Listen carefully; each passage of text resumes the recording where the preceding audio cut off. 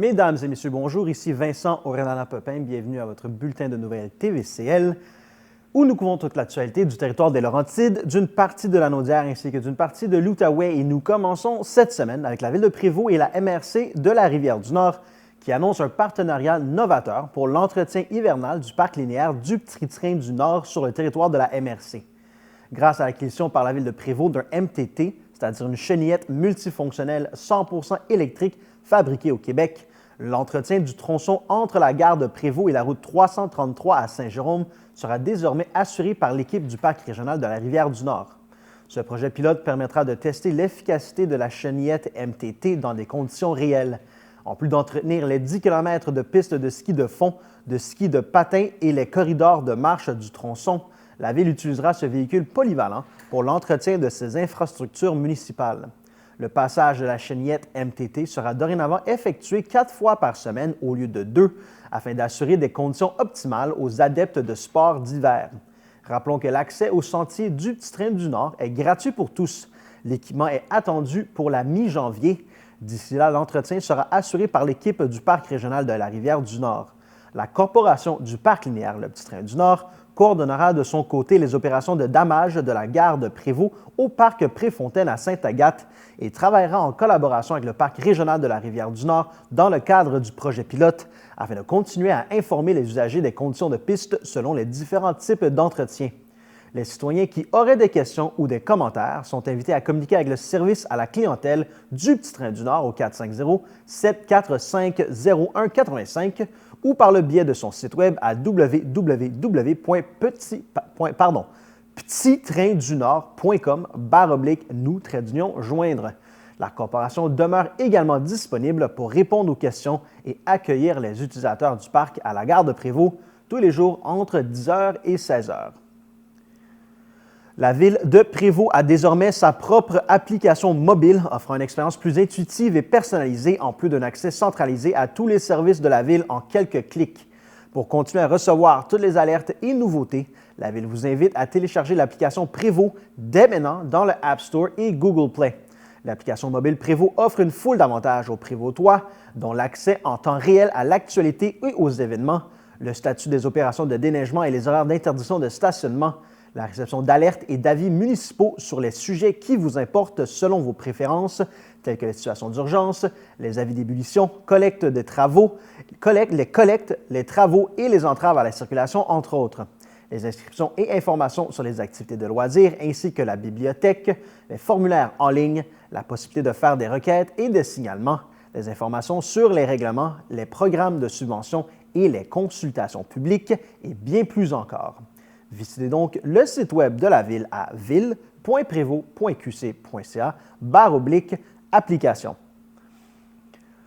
Afin d'améliorer la qualité et la rapidité du déneigement sur le territoire pour la période du 1er novembre au 23 décembre et du 3 janvier au 1er avril, l'interdiction du stationnement sur rue et sur tous les chemins publics est en vigueur à Prévost, sauf avis contraire. Malgré l'interdiction, la Ville peut décréter une période de tolérance du stationnement sur la voie publique lorsque les conditions météorologiques sont clémentes et qu'aucune opération de déneigement n'est prévue. Le stationnement dans les rues est parfois interdit afin de permettre aux équipes municipales d'effectuer des opérations de déneigement incluant le soufflage, le ramassage, le transport de la neige, le déglaçage et l'élargissement des voies. Consultez le site web de la Ville ou l'application mobile Prévost chaque jour après 17 heures pour savoir si le stationnement est permis. Avec la saison froide qui s'installe, le service de sécurité incendie de la Ville de Prévost tient à vous donner quelques conseils importants pour l'entretien et le dégagement recommandé de vos plaintes électriques. Pour l'entretien des plaintes et des convecteurs électriques, coupez l'alimentation électrique avant le nettoyage et le remettre en fonction une fois le nettoyage complété. Aspirez la poussière, la mousse ou les détritus se trouvant sur la plainte ainsi que dans la cavité du bas se trouvant près du sol. Passez un linge humide et savonneux sur les surfaces extérieures et laissez sécher. Afin d'optimiser le rendement des plaintes et des convecteurs, assurez-vous que rien ne bloque la circulation de la chaleur devant ceux-ci. Il est également important de ne jamais peindre vos avertisseurs de fumée. Les contribuables hippolytois verront leur compte de taxes varier de 1,95 % en 2025, ce qui équivaut à une augmentation d'à peine 51 $ pour la résidence moyenne dont l'évaluation foncière est de 506 000 $. Bonne nouvelle, Tous les tarifs seront gelés à compter du 1er janvier pour différents services, soit la vidange des fosses septiques, les collectes des matières résiduelles et la gestion du système d'aqueduc. C'est donc un budget équilibré de 23 835 652 $ qui a été adopté par le Conseil municipal de Saint-Hippolyte en hausse de 2 149 259 $ ou 9,9 %. Les principales augmentations viendront de postes budgétaires relatifs à l'administration générale, à savoir les frais juridiques provisionnels en cas de litige, l'organisation des élections municipales du 2 novembre prochain, les allocations de départ versées aux élus qui ne sont pas réélus ou qui ne se représentent pas, des frais de contingence en cas d'imprévu, les hausses salariales du personnel, la création d'un poste temporaire de trésorier adjoint à temps partiel et celui de responsable aux approvisionnements afin de répondre aux nouvelles exigences gouvernementales en matière d'achat et de gestion contractuelle, ce qui permettra de générer des économies. L'augmentation de la facture annuelle à verser à la Sûreté du Québec pour les services policiers sur le territoire, l'excédent affecté de 500 000 $ pour pallier au changement climatique versé dans un compte d'épargne qui provient d'une redevance annuelle d'Éco-Entreprise Québec.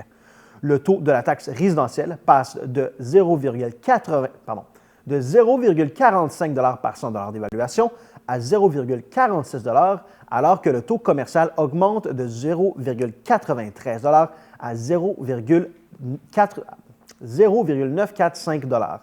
Les services sont quant à eux gelés en 2025. La première année du programme triennal d'immobilisation prévoit des projets nécessitant un investissement de 17 788 897 $, dont certains couverts par des subventions gouvernementales. Ainsi, l'an prochain, la Ville procédera à la construction d'un nouveau garage municipal sur le terrain occupé par l'ancien poste d'Hydro-Québec au coût de 6,5 millions de dollars et subventionné à hauteur de 3,9 millions de dollars par le gouvernement du Québec. L'actuel garage municipal sera quant à lui réaménagé pour accueillir le nouvel éco-centre et des locaux pour la division parc et espaces verts. C'est également l'année prochaine que la Ville amorcera l'aménagement du parc intergénérationnel au lac Conley, incluant un toit au-dessus de la patinoire qui ne sera pas réfrigéré, et ce, à la demande de la majorité des membres du conseil municipal. De nouveaux modules de jeu et un skatepark sont également prévus dans les aménagements de ce parc. Le coût total du projet est estimé à plus de 5 millions de dollars, incluant une aide financière du ministère de l'Éducation couvrant les 2/3 des coûts. La Ville procédera également à des travaux de réfection du réseau routier de la municipalité, à l'installation d'un panneau d'affichage numérique pour communiquer en temps réel avec la population et au remplacement de véhicules. La santé financière de la municipalité de Saint-Hippolyte demeure enviable avec un taux d'endettement parmi les plus bas des municipalités de taille comparable, une valeur de la maison moyenne supérieure à celle de plusieurs autres municipalités et des infrastructures en très bon état.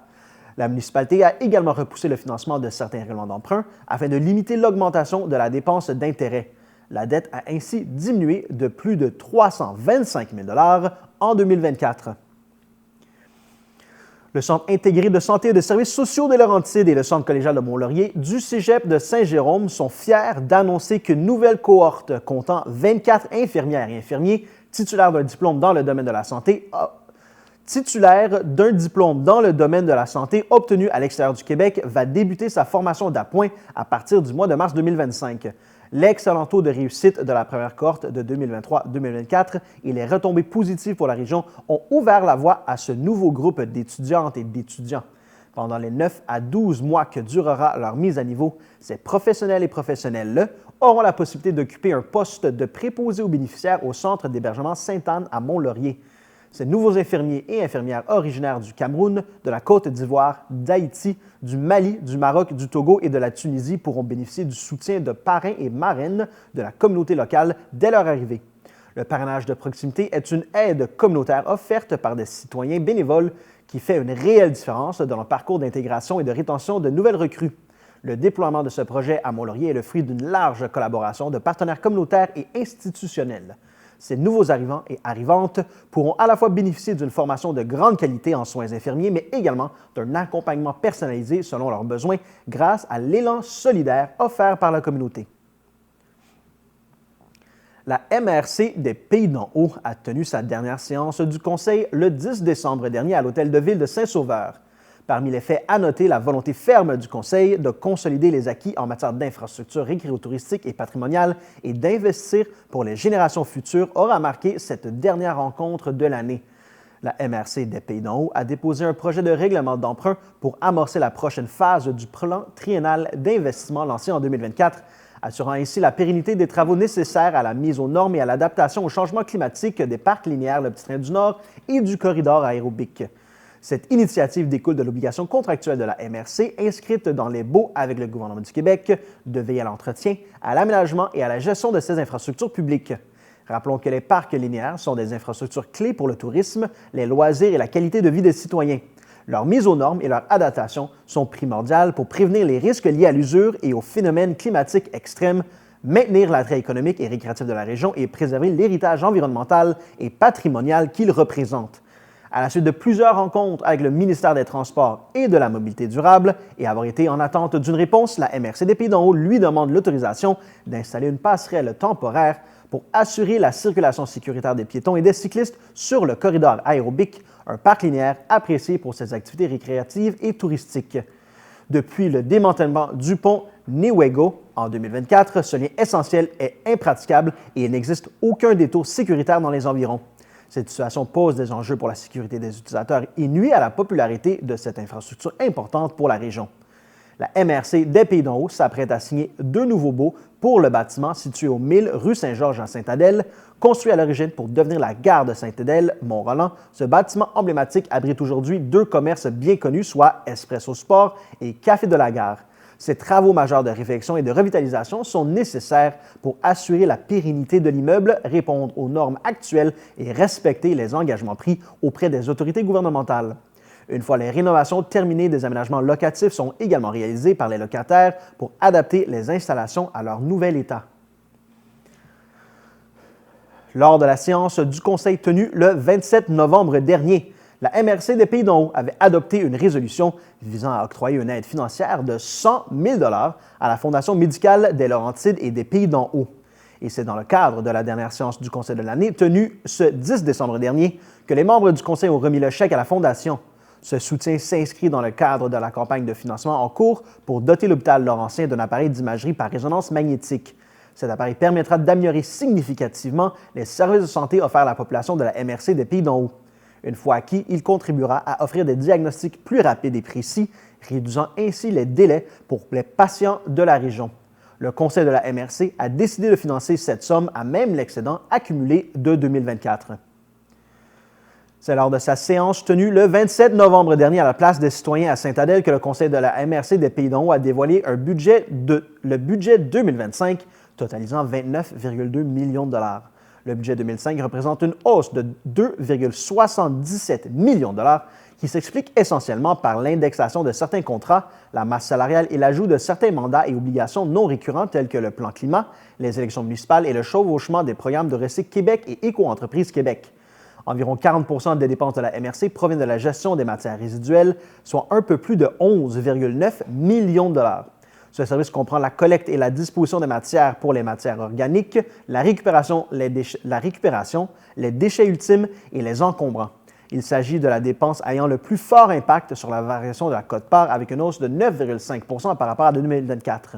L'inflation, le coût du carburant, la croissance du nombre de résidences et de commerces à desservir ainsi que certains types de collectes pour les chemins et accès restreints expliquent les hausses substantielles liées au renouvellement des contrats de collecte et transport octroyés pour les 5 prochaines années. La réalisation du plan climat et la coordination de son programme ainsi que l'intégration de nouvelles orientations gouvernementales en aménagement du territoire dans le processus de révision du schéma d'aménagement du territoire implique l'ajout de nouvelles ressources au sein de l'organisation. Le centre sportif représente 14 % des dépenses totales. Avec une deuxième année d'exploitation, la MRC connaît des revenus et des dépenses relativement stables. En revanche, il est important de souligner que la MRC a accordé des sommes importantes afin d'assurer un plus grand nombre d'heures de glace gratuites pour les clubs dédiés aux jeunes, tels que les ligues de hockey mineurs et de patin de vitesse. Concernant les parcs récréatifs, le budget 2025 est marqué par la poursuite des investissements et de l'entretien nécessaire au maintien des infrastructures et des activités qui y sont offertes. Par ailleurs, même en tenant compte de la hausse significative des coûts du contrat de damage hivernal de la piste, l'offre complète des sports d'hiver sur le Petit Train du Nord sera préservée et restera accessible gratuitement aux usagers. Pour équilibrer son budget, la MRC compte sur des revenus qui proviennent de différents programmes de financement gouvernementaux, des quotes-parts aux municipalités et des services facturés. En 2025, l'augmentation des quotes-parts aux municipalités s'établit à 7,7 % par rapport à 2024. Cette contribution est partiellement absorbée par une augmentation de la richesse foncière de 4,8 %, indice qui reflète la croissance économique et démographique que connaît la MRC des Pays d'en haut. Pour prendre connaissance des faits saillants des prévisions budgétaires 2025, consultez le site web de la MRC à la page Documents et publications dans la section Finances, Prévisions budgétaires et État financier. Revenez-nous après la pause.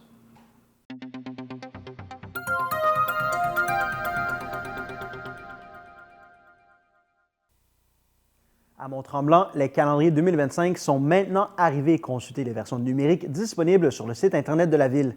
Des versions imprimées sont également disponibles à l'Hôtel de Ville.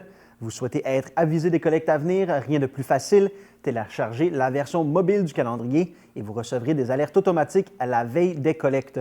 Progressivement, tous les bacs de récupération deviendront bleus. Si vous demandez un remplacement de votre bac brisé ou perdu, vous recevrez un bac bleu. Pas d'inquiétude que votre bac soit vert ou bleu, il sera toujours collecté.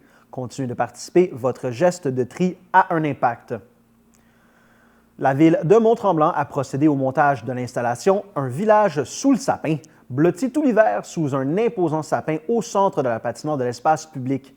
Ses jeux de lumière et sa musique envoûtante captiveront les personnes de tous âges, qu'elles soient chaussées des patins ou qu'elles profitent du feu de foyer. Le mignon petit village est accompagné d'une trame sonore originale signée par les compositeurs Eric Shaw et Ulrich Corbeil-Trudel. Diffusée en continu, cette musique marie tradition et modernité dans un savant assemblage de pièces orchestrales majestueuses, de sonorités électroniques atmosphériques et de textures délicates.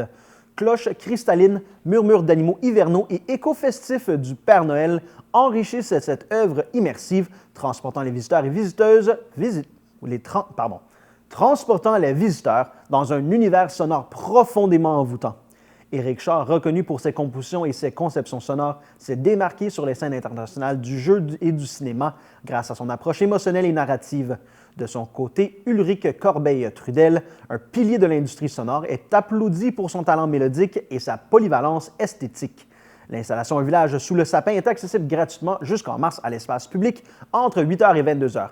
Pour plus de détails, communiquez avec le service de la culture, des loisirs et de la vie communautaire en composant le 311 ou par courriel au culture et loisirs à commercial villedemonttremblant.qc.ca.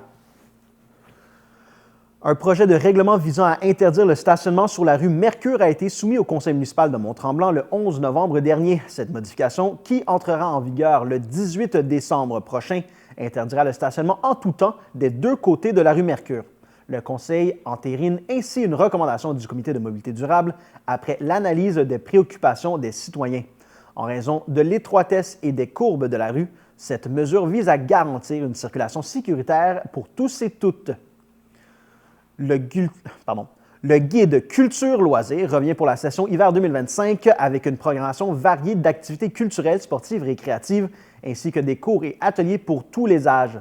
Disponible en ligne et dans les points de dépôt au centre sportif, au complexe aquatique, à l'hôtel de ville, dans les bibliothèques et certaines épiceries, pharmacies et commerces, il devient l'outil indispensable pour planifier une saison riche en découvertes. L'espace public accueillera une toute nouvelle installation intitulée Un village sous le sapin, combinant musique envoûtante et jeux de lumière pour créer une ambiance féerique au cœur du centre-ville. Puis à compter du 7 février, l'exposition Architecture organique de la nature, le tout petit moment de l'indécision de l'artiste, Lynn Pinard ornera les murs de la salle Alphonse Desjardins à l'Hôtel de Ville. Autre activité novatrice cette année, les soirées DJ givrées. 4 événements festifs permettront aux adeptes de patinage de se déhancher sous des rythmes entraînants, tout en profitant d'une ambiance conviviale et agrémentée de chocolat chaud. Détails en page 15 du guide et sur le site web de la Ville de Mont-Tremblant. Après le succès de la programmation de la relâche scolaire l'an dernier, la Ville revient avec une programmation spéciale du 3 au 9 mars pour divertir les enfants grâce à des activités adaptées et stimulantes. Les bibliothèques offriront également des conférences et des ateliers gratuits pour les adultes, sans oublier les activités pour la clientèle jeunesse. Les inscriptions pour les cours et ateliers offerts au complexe aquatique et au centre sportif à la session d'hiver 2025 jusqu'au 9 janvier. La session des cours se tiendra du 13 janvier au 16 mars avec une pause pour la semaine de relâche du 3 au 9 mars. Pour toute demande de renseignement, le service de la culture, des loisirs et de la vie communautaire peut être joint par courriel au culture et loisirs à commercial ville-de-mont-tremblant.qc.ca ou par téléphone en composant le 311. Lors de la rencontre d'information du 27 novembre dernier, la Ville de Mont-Tremblant a présenté le bilan des réalisations estivales 2024 et dévoilé les grandes lignes des préparatifs hivernaux pour son réseau de sentiers. La saison estivale a été marquée par la mise en œuvre d'un projet pilote entre la Ville et le domaine Saint-Bernard. Cette collaboration vise à instaurer une gestion unifiée et proactive des sentiers avec des objectifs clairs, soit créer une équipe dédiée à l'entretien des sentiers à l'interne, réparer et stabiliser certains segments pour renforcer leur durabilité, améliorer la signalisation afin de mieux guider la clientèle et optimiser l'utilisation des ressources humaines et matérielles. De plus, cette gestion concertée renforcera la capacité des équipes à réagir rapidement face à la montée des défis climatiques, qu'il s'agisse de réparer les dommages provoqués par de fortes pluies ou des vents violents, ou encore de s'ajuster aux épisodes de redoux. Quelques faits saillants des réalisations estivales: la finalisation des travaux sur la très populaire sentier Presto, le remplacement de plus de la moitié des ponts et passerelles sur le réseau, les travaux d'amélioration dans les sentiers Mont-Onontio, Mélèze, King Créole, ainsi que l'accès au belvédère du secteur des Quatre Sommets, la réouverture du sentier Chouette Sud renommé Coyote pour refléter sa nomenclature hivernale, l'ajout d'un abri de pêche à l'accès à l'accès 1, la réalisation de 2 plans d'aménagement forestier pour les secteurs Deer Mountain et Grey Rocks, la démolition et remise en valeur de la remontée mécanique verte de Grey Rocks, d'importants travaux de mise à niveau et de préparation des pistes hivernales, incluant l'élargissement et l'entretien des pistes de ski de fond, l'amélioration de systèmes de drainage et l'ajout de balises pour renforcer la sécurité. La participation des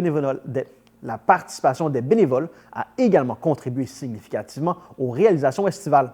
La Ville tient à les remercier chaleureusement pour leur implication, notamment dans l'amélioration de la surface de roulement du sentier Jazz, la finalisation et l'ouverture de la ligne casse-croûte, ainsi que l'entretien et la maintenance dans les zones gorge et équilibre.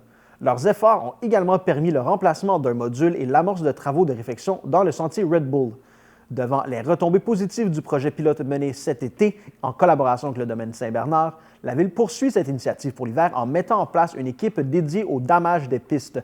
Celle-ci sera responsable des opérations de ski de fond, de vélo sur neige et de marche hivernale. De plus, Grey Rocks ouvrira ses portes aux adeptes de plein air pour une toute première saison hivernale, offrant notamment des pistes de vélo sur neige ainsi que des boucles de marche hivernale et de raquettes autorisées aux chiens en laisse. L'accès au site et le stationnement seront déneigés et gratuits pour cette première saison. Ces initiatives s'inscrivent dans une vision durable visant à bonifier l'expérience de plein air tout en valorisant les espaces naturels du territoire. Les nouvelles ressources en ligne pour s'informer des conditions de sentier, dès l'arrivée de la neige substantielle et l'ouverture des activités hivernales, il sera désormais possible de consulter les conditions de damage en temps réel sur le site web de la Ville à ville-de-mont-tremblant.qc.ca/conditions. Par ailleurs, la Ville invite sa population à s'abonner au nouveau groupe Facebook Sentier Mont-Tremblant où sont publiées régulièrement des mises à jour sur l'actualité et les conditions des sentiers. La vidéo de la séance d'information est disponible à ville-de-mont-tremblant.qc.ca/rencontre-sentier. La Sûreté du Québec du poste de la MRC de Laurentides-Nord fait appel à votre générosité pour offrir un cadeau de Noël à un enfant dans le besoin sur le territoire. Pour participer, présentez-vous au poste de police situé au 380 rue Siméon pour récupérer une carte au nom de l'enfant. Sur chacune des cartes se trouvent 3 choix de cadeaux proposés par l'enfant d'une valeur approximative de 40 $. Le cadeau devra être déposé au poste de police. L'escouade du Père Noël, composée des services d'urgence, sera déployée le 21 décembre pour distribuer les cadeaux auprès des familles et des enfants. Loisirs Laurentides annonce l'octroi de 18 000 $ à 7 organismes de la région de Laurentides pour la réalisation de projets ayant pour objectif d'encourager la pratique du loisir culturel des jeunes de 15 à 29 ans dans la région de Laurentides. Réalisé grâce à une aide financière du Secrétariat à la jeunesse dans le cadre du programme de soutien financier en loisirs culturels, ces innovations mettent de l'avant l'inclusion, le mieux-être et l'épanouissement à travers les arts. Les subventions sont remises aux organismes suivants: l'Académie Trouve ta voix de Rosemère, le projet Voir plus grand quand on est différent. Ce projet favorise l'inclusion des personnes vivant avec une déficience ou un trouble du spectre de l'autisme, avec des spectacles en résidence pour aînés, des expositions artistiques et des interactions intergénérationnelles. Il valorise le talent artistique et combat l'isolement social. Les productions La Cour des miracles de la Chute pour le projet Ma vie, mon œuvre d'art. Pour les jeunes de la MRC d'Argenteuil, ce programme offre des ateliers artistiques pour développer des outils d'expression et mieux gérer leurs émotions, brisant ainsi l'isolement et favorisant leur autonomie. Le Cégep de Saint-Jérôme à Saint-Jérôme pour le projet Cégep en spectacle finale local. Ce concours d'art de la scène met en lumière les talents des étudiants. Une soirée combinant performances scéniques et exposition d'art visuel enrichira l'expérience post-pandémique de jeunes artistes.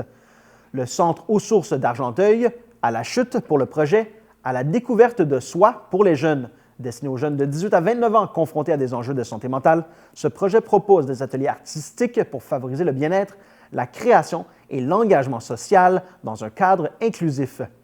Le Centre musical Camac de Harrington pour le projet Semaine de relâche 2025, le jazz à la rencontre du classique. Une semaine immersive combinant détente et exploration musicale.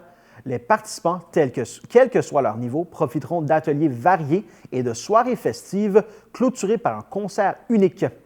Le comité L'Artichose de Lac des Écorces pour le projet Artichaut en scène. Cet événement de février célèbre les talents artistiques des jeunes de la MRC d'Antoine Labelle avec des performances et un concours amical dans une ambiance chaleureuse. Les gagnants seront invités au festival du Gros Gras, secondaire en spectacle, Région des Laurentides, pour le projet Bonification du coaching lors des finales régionales. Une séance de coaching individuel permettra aux jeunes artistes de perfectionner leurs prestations et de vivre une expérience scénique enrichissante et mémorable. Ces initiatives constituent un pas de plus vers une communauté enrichie par les arts et le bien-être collectif.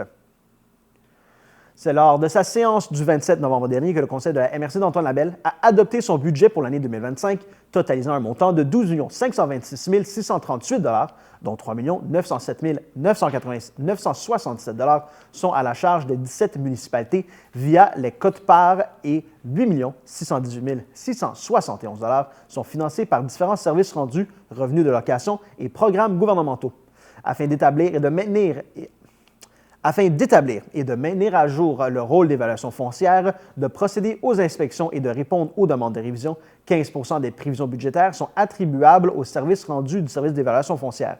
Le mandat du service de gestion intégrée des ressources naturelles, qui consiste, entre autres, à la mise en œuvre du programme d'aménagement durable des forêts, représente 5 % du budget de la MRC.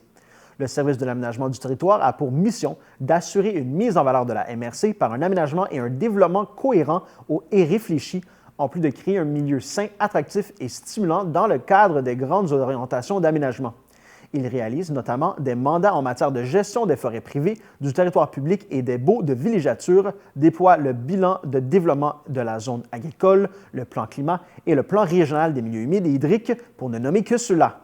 Pour y parvenir, 18 % du budget sont imputables à ce service. Le service de l'administration générale répond à différentes obligations, mandats et responsabilités, dont la sécurité civile et incendie, le déploiement d'Internet haute vitesse, la stratégie d'attractivité du territoire, les programmes d'aide à l'amélioration de l'habitat, la coordination du comité jeunesse à division, la gestion des matières résiduelles et des cours d'eau, le transport collectif et la vente pour défaut de paiement de taxes pour 16 municipalités. Afin de réaliser ces engagements, ce sont 34 % des prévisions budgétaires 2025 qui y sont attribuées.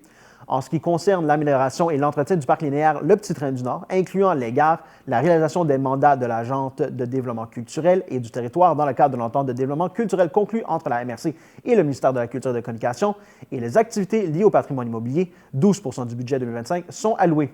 Les activités de la Cour municipale, dont la gestion des constats en matière pénale liés aux infractions aux différents règlements municipaux et des constats émis par la Sûreté du Québec sur les chemins municipaux ou les routes numérotées traversant la municipalité, représentent 5 % des prévisions budgétaires. Finalement, la MRC a compétence en matière de développement économique et de promotion touristique du territoire. Pour répondre à ces mandats, elle a délégué ses compétences au CLD d'Antoine Labelle. Ainsi, le CLD s'engage à favoriser le développement local et le soutien à l'entrepreneuriat de la MRC. Ce sont 11 % du budget 2025 qui sont destinés au développement économique et à la promotion touristique du territoire. Le budget 2025 est financé à 41 % par les subventions des différents programmes gouvernementaux, à 28 % par les services rendus, les revenus de location et autres revenus, et finalement à 31 % par les quotes-parts des 17 municipalités du territoire.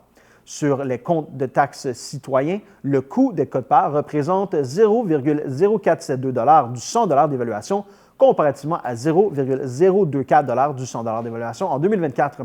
Notons également que la richesse foncière de la MRC d'Antoine Lebel totalise plus de 8 milliards de dollars pour l'année 2025, comparé à un peu plus de 7 milliards de dollars en 2024, soit une augmentation d'environ 15 causée en grande partie par la révision et la rééquilibration des rôles de la ville de Mont-Laurier, des municipalités de Lac-des-Écorces et de Sainte-Anne, Saint-Aimé-du-Lac. Revenez-nous après la pause.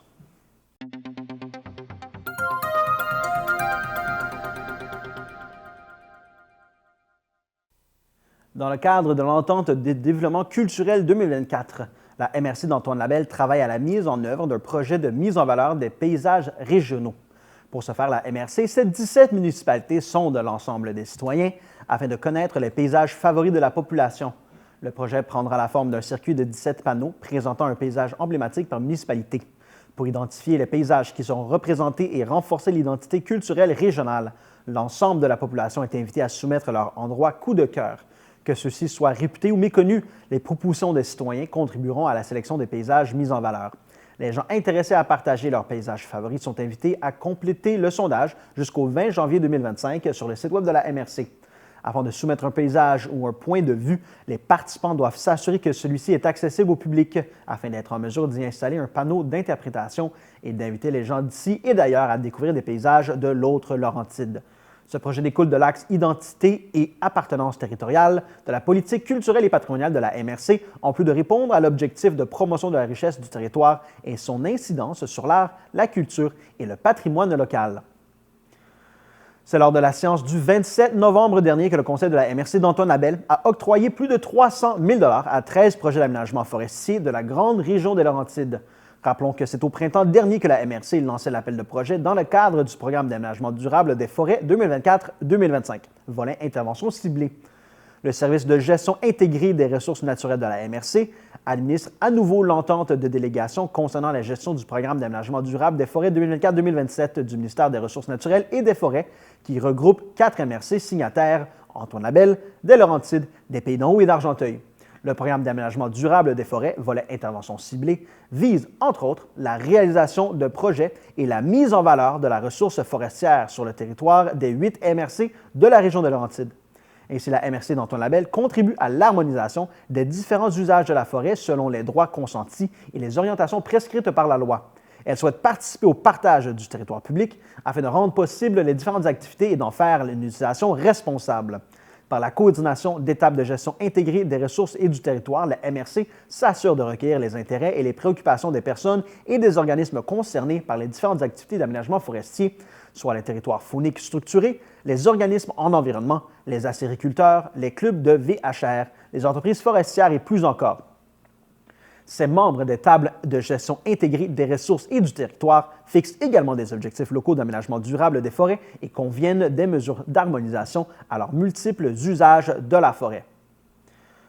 La municipalité de Val-David est fière d'annoncer l'achèvement d'un projet d'envergure, soit la modernisation et l'agrandissement de sa station d'épuration des eaux usées. Cette réalisation essentielle témoigne de l'engagement de Val-David envers la protection de l'environnement et le bien-être des résidents de Val-David et de Valmorin. L'inauguration officielle a eu lieu en présence de Mme France-Hélène Duranceau, députée de Bertrand et ministre responsable de l'Habitation, des membres de conseil et des principaux intervenants des municipalités de Val-David et de Valmorin, ainsi que des représentants des entreprises partenaires Tetra Tech et Normec qui ont contribué au succès de ce projet. Les travaux ont permis d'améliorer l'efficacité de la station grâce à l'ajout de nouveaux équipements de traitement modernes. Le remplacement d'une conduite de 5 km à Valmorin a également optimisé l'évacuation des eaux traitées. Ces améliorations, combinées à la modernisation des infrastructures existantes, permettent à la station de répondre aux besoins croissants des municipalités, tout en assurant un traitement des eaux conforme aux normes environnementales et respectueux de l'écosystème local. L'usine dessert la population de Val-David ainsi que certains secteurs de Valmorin, garantissant un traitement des eaux usées répondant aux normes environnementales les plus strictes pour les deux municipalités. Ce projet repose sur une entente intermunicipale qui assure une répartition équitable des coûts d'immobilisation et d'exploitation. La Tablée des chefs, la Manufacture et la MRC des Laurentides sont fiers d'annoncer le déploiement à grande échelle des soupes solidaires dans les Laurentides. Créé par la Tablée des chefs, ce programme vise à réduire l'insécurité alimentaire auprès des jeunes en distribuant gratuitement des soupes cuisinées à partir d'aliments invendus dans les écoles primaires du Québec ayant l'indice de défavorisation le plus élevé. Ce projet pilote sera lancé dans 4 écoles défavorisées de la MRC de Laurentides. Par la suite, ce programme sera déployé à plus grande échelle pour desservir des écoles primaires ciblées de la région des Laurentides. Grâce à son organisme partenaire, la Manufacture Laurentide, la tablée des chefs pourra compter sur l'espace La Cuisine à la Manufacture. Grâce à son organisme partenaire, la Manufacture Laurentide, la tablée des chefs pourra compter sur l'espace La Cuisine à la Manufacture Laurentide qui possède des équipements de cuisine de qualité. La tablée des chefs étend ainsi son programme dans une 5e région du Québec. Le programme des soupes solidaires représente un clé en main pour les écoles participantes. La tablée fournit aux établissements les contenants de soupes congelées, la livraison des soupes, la mise à niveau des équipements permettant l'entreposage et le service, ainsi qu'un soutien logistique. De plus, la tablée des chefs accompagne les écoles dans la formation des bénévoles responsables du service, ces derniers étant recrutés à même les étudiants de l'école bénéficiaire. À Val-David, le calendrier des collectes 2025 est désormais accessible en ligne. Cette année, un calendrier distinct a été créé pour chaque secteur afin de réduire les risques de confusion et de simplifier la compréhension des dates de collecte. Vous ne savez pas à quel secteur vous appartenez, pas de souci, vous pouvez facilement le vérifier en ligne. La version papier du calendrier sera incluse dans l'édition du bulletin citoyen de Val-David qui sera distribué à toutes les résidences du territoire dès la reprise des activités de Poste Canada. Des copies imprimées sont également disponibles à la réception de la mairie. Il est possible de télécharger votre calendrier en format PDF sur le site Web de la municipalité. Le conseil municipal de Val-Morin a adopté le 10 décembre dernier, lors d'une séance extraordinaire, un budget équilibré de 10 235 500 $, soit une croissance de 3,1 % par rapport à l'exercice précédent. Cette séance d'adoption du budget aura été l'occasion de présenter un bilan des plus positifs de la gestion des finances municipales et du service de la dette au cours des dernières années, et ce, malgré les importants investissements réalisés dans les infrastructures. Pour une propriété non desservie évaluée à 390 500 $, l'augmentation se limitera en 2025 à 1,72 %, soit un ajout de 53,24 $ au compte de taxes annuelles.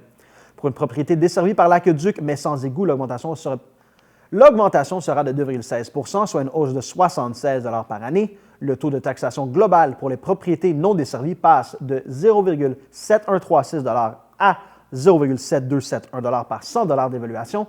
Cette hausse est principalement attribuable à l'augmentation des dépenses incompressibles qui constituent 88 % des dépenses du budget et qui inclut le remboursement de la dette, la rémunération et les charges sociales. Cette hausse est également attribuable à l'augmentation des quotes-parts. La Ville de Mont-Laurier est heureuse d'informer les citoyens du bilan des travaux réalisés au cours de la période estivale de l'année 2024. Près de 6 millions de $ ont été investis dans les différentes infrastructures de rues, de chemins et de trottoirs, sans oublier des investissements qui ont bonifié l'offre de services en matière de culture et de loisirs, permettant ainsi de poursuivre le plan stratégique 2019-2025.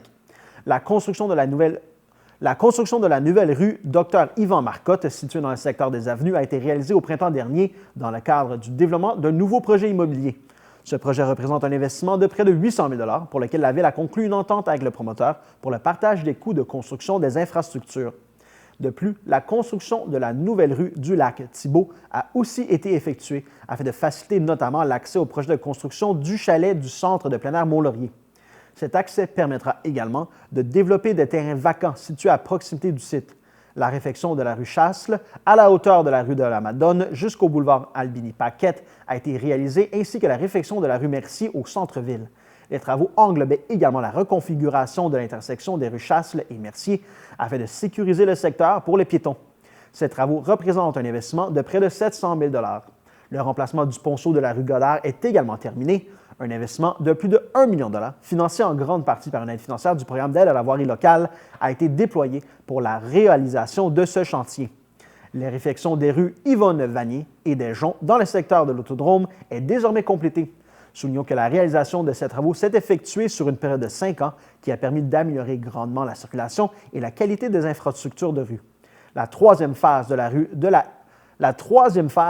rue de l'Éliante a également été effectuée dans le secteur situé à l'arrière de l'hôpital. Ce projet de mise à niveau des infrastructures est échelonné sur une période approximative de 10 phases qui représente plus de 3 millions de $ en investissement au cours des prochaines années. En milieu rural, l'obtention d'une aide financière totalisant un peu plus de 2 millions de dollars par le biais du programme d'aide à la voirie locale a aussi permis la réfection de plusieurs tronçons sur la route Eugène-Trinquier, sur le chemin Tour du Lac des Îles et sur le chemin Adolphe Chapelot. En plus de proposer un lieu accueillant et accessible, la nouvelle bibliothèque de Mont-Laurier permettra également de grandes possibilités sur l'enrichissement collectif et l'éducation continue. La nouvelle bibliothèque offrira une expérience et des services totalement repensés à ses usagers et à ses visiteurs. Ce projet de plus de 13 millions de dollars est possible par l'entremise de diverses subventions, notamment via le programme d'aide au développement des infrastructures culturelles du gouvernement du Québec et du Canada et le programme Innovation en construction bois du gouvernement du Québec, un surplus affecté ainsi qu'un emprunt de la Ville. Les travaux ont officiellement commencé cet été et ils se poursuivront jusqu'à la fin de l'année 2025. La Ville de Mont-Laurier est très fière d'informer les citoyens que la firme Chevalier Morales a reçu un prix du Mérite canadien architecte pour la conception du projet de la Bibliothèque de Mont-Laurier. Les prix sont décernés annuellement selon des critères d'excellence architecturale en matière d'innovation conceptuelle, matérielle et ou procédurale et d'exemplarité et en ce qui concerne le développement durable, entre autres. La bibliothèque se démarque notamment par son concept unique misant sur l'omniprésence du bois, soulignant l'importance de cette ressource dans le développement historique de la région et de l'industrie locale. La Ville de Mont-Laurier salue le travail innovant de la firme Chevalier Morales, permettant à l'infrastructure de rayonner de manière significative. La nouvelle bibliothèque de Mont-Laurier offrira de nouveaux espaces aux utilisateurs selon une conception axée sur l'efficacité, où les systèmes acoustiques, informatiques, d'éclairage et de sécurité seront intégrés de façon ingénieuse. Le concept structural innovant d'ossature réciproque prolongera la durée de vie de la structure en bois en offrant la flexibilité au bâtiment de redéfinir l'usage de ces espaces au fil du temps, notamment par la possibilité d'une déconstruction complète programmée et d'une réutilisation de la structure de bois. En plus de proposer un lieu accueillant et accessible, ce tiers-lieu permettra également l'enrichissement collectif et l'éducation continue. La nouvelle bibliothèque offrira une expérience et des services totalement repensés à ses usagers et à ses visiteurs. Le 5 décembre dernier, la Ville de Mont-Laurier a rassemblé une quarantaine d'aînés lors d'une activité conviviale de création de jardins de cactus et de succulentes. Organisée avant la tenue habituelle de la soupe populaire, cette initiative visait à offrir un moment de créativité et de socialisation à la communauté des aînés, en plus de leur permettre... Ne cherchez pas Nicole. Depuis qu'elle est à la retraite, elle prépare des milliers de plats pour les gens dans le besoin. Impressionnant pour quelqu'un qui ne s'est jamais fait un lunch en 35 ans de carrière.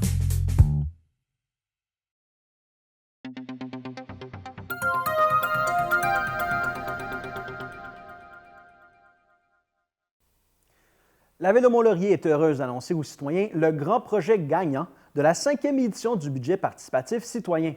La tour d'observation sur le Mont-Laurier proposée par Axel Jarvis, Dorsey Lalande, Méane Saint-Amour et Alix Lapierre a cumulé le plus de votes cette année. Au total, 56,3 % du vote des citoyens ont été attribués comme projet coup de cœur. Le second projet, l'installation de fontaines d'eau dans la ville, a cumulé 11,4 % des votes. La Ville de Mont-Laurier désire également souligner l'apport des membres bénévoles du comité de pilotage qui ont fait l'analyse de 42 projets dans le cadre de cette démarche. Par la suite, 8 projets ont été soumis au vote des citoyens. Cet été, les services des loisirs, de la culture et des parcs et l'équipe des travaux publics coordonneront la réalisation de ce projet afin d'offrir une tour d'observation accessible gratuitement aux citoyens et aux touristes. Près de 700 citoyens ont voté en ligne dans le cadre de cette 5e édition du budget participatif citoyen. Le conseil municipal a réservé une somme de 35 000 $ pour la réalisation du projet d'un citoyen qui aura obtenu le plus de votes. L'été dernier, la Ville a procédé à l'inauguration du sentier illuminé André-Bolduc, projet gagnant de la 4e édition, proposé par Mme Sandrine Richer. La Ville tient également à souligner un tout nouveau partenariat auprès des classes de 4e secondaire qui ont participé à la démarche dans le cadre d'un travail scolaire. La Ville remercie les enseignantes Mme Rachel Emmott, Mme Hélène Bigra pour cette collaboration qui a permis aux jeunes de soumettre des idées de projets structurants dans le but d'améliorer le milieu de vie. Félicitations à tous les participants. Le budget participatif est un outil qui permet aux citoyens de proposer des projets d'investissement structurants selon certains critères d'admissibilité. C'est un processus démocratique où les citoyens décident de l'investissement d'une partie du budget municipal. Dans le cadre de son plan stratégique 2019-2025, la Ville de Mont-Laurier a tenu plusieurs consultations publiques et une des orientations stratégiques retenues vise à contribuer au sentiment de fierté et à l'implication communautaire. L'idée de mettre en place un budget participatif permet ainsi aux citoyens de s'impliquer et de faire partie prenante du développement de leur ville. Cette approche est transparente, dynamique et favorise le rapprochement entre les citoyens, les élus et les employés municipaux. De plus, cela permet aux citoyens d'améliorer leur qualité de vie et de répondre à des besoins collectifs spécifiquement identifiés par eux.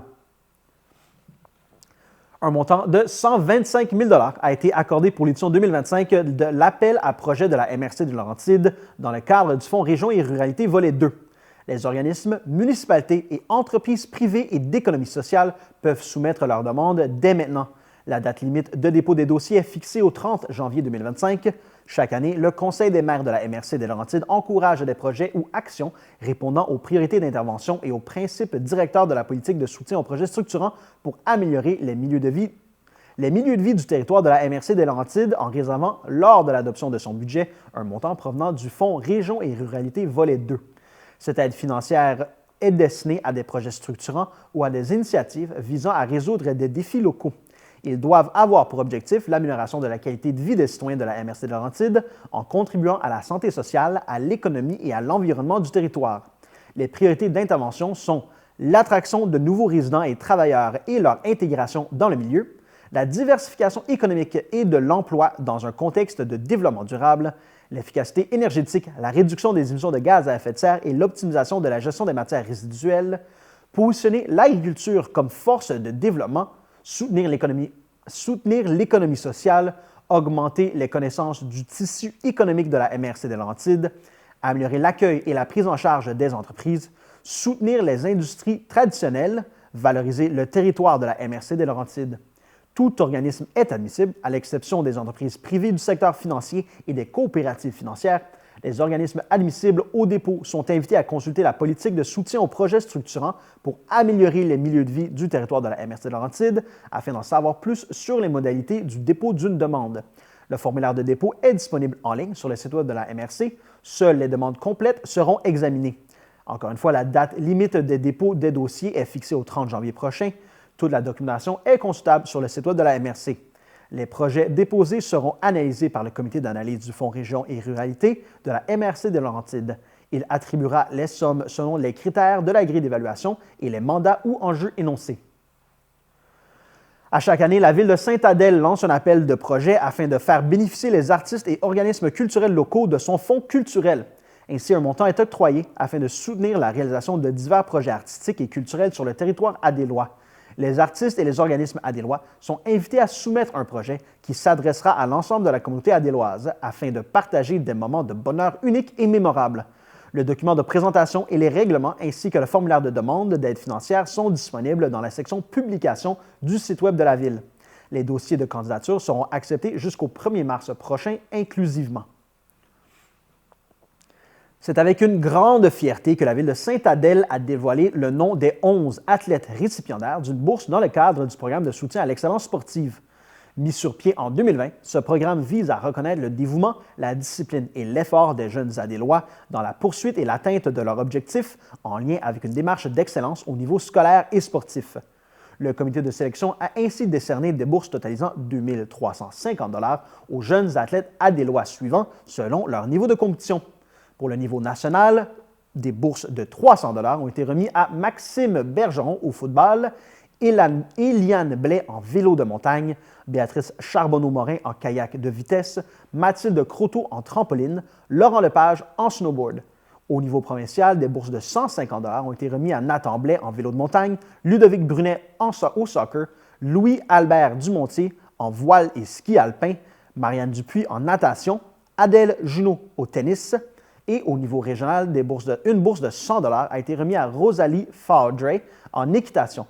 Âgés de moins de 25 ans et résidents de Sainte-Adèle, ces jeunes virtuoses de leur art se sont démarqués par la qualité du dossier présenté, leur cheminement sportif, leur performance enregistrée au cours de l'année, ainsi que le niveau de discipline et de détermination lié à l'atteinte de leur objectif.